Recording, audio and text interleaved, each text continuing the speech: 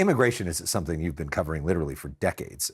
One of your latest columns for the LA Times is about car washes here in Southern California, which have been targeted by federal immigration agents. Here's the headline: car wash workers already had it tough, then immigration raids slammed them to the ground. What'd you learn by visiting car washes? Just how the Trump administration really goes for the easiest people they could go. They're bragging, oh, we're taking down Tren de Aragua, we're taking down MS-13. No, they're going after men who devote their time to make wheels shiny. They have gotten at least 380 people in Southern California alone. This is a car wash industry that represents like 3% of all the people there. They're going after men in their 50s and their 60s, people who have families, been 20, 30 years.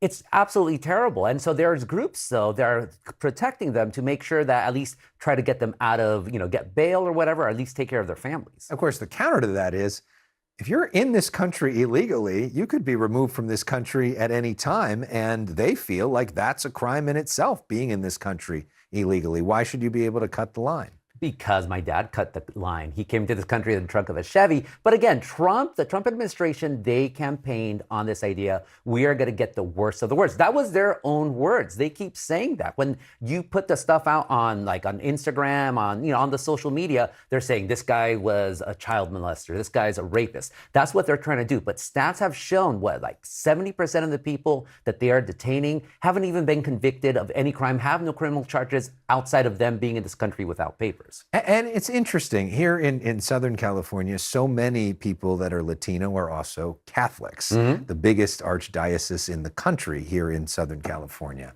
You wrote about the fact that the Catholic Church puts foot down on Trump's mass deportation policy, which is a start. It's interesting that the Pope, the first ever American Pope, now speaking out against the Trump administration immigration policy. I mean, look, the Bible keeps saying, be nice to the stranger, welcome the sojourner. Again and again, the Bible says so much about treating the stranger with respect, with dignity. What did Jesus say? The least among us, that's me and them. I'm forgetting my Bible right now, but that basically is what he said. Like, you have to take care of people. And so this idea, when you have then people like J.D. Vance, who's also a Catholic, converted to Catholicism, saying, well, actually, we have to quote St. Augustine in the City of God, and we have to go to that big fat thing that the Catholic Church book, I can't remember the book right now. No, go to Jesus. Jesus is pretty straightforward. The Pope Leo is pretty straightforward. The United States Conference of Catholic Bishops, that's why they put out their thing. And they're saying, we're not opposed to security at the border. We're not even opposed necessarily to deportations, but you cannot have these indiscriminate raids that just sow terror.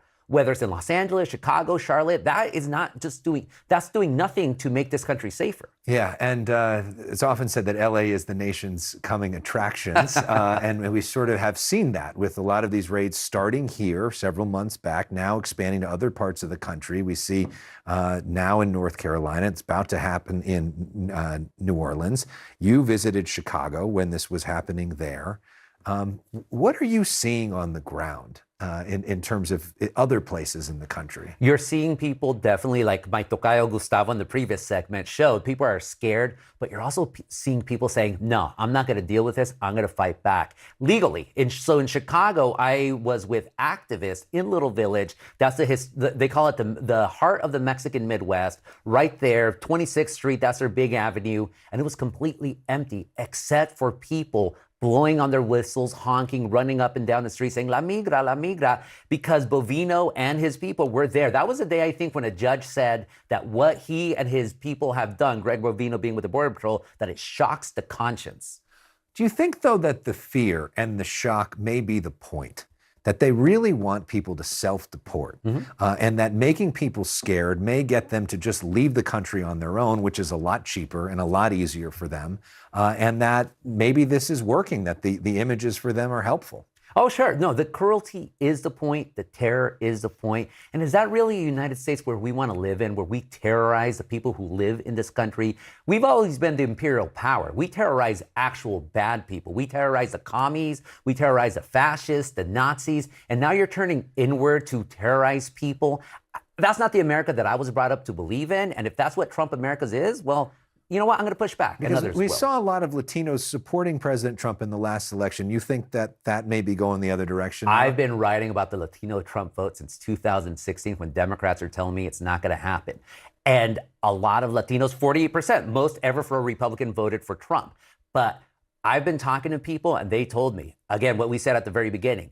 Trump said he was going to get the worst of the worst. When you go after the streetcar, the paletero, the frutero, that's not the worst of the worst. When you're going after Mexicans, Salvadorans who've been in this country 20, 30 years, and they have family members who are in college, that's not the worst of the worst. So yeah, now the polls, the polls against for Trump by Latinos, it's going downhill faster than make up your metaphor. Okay.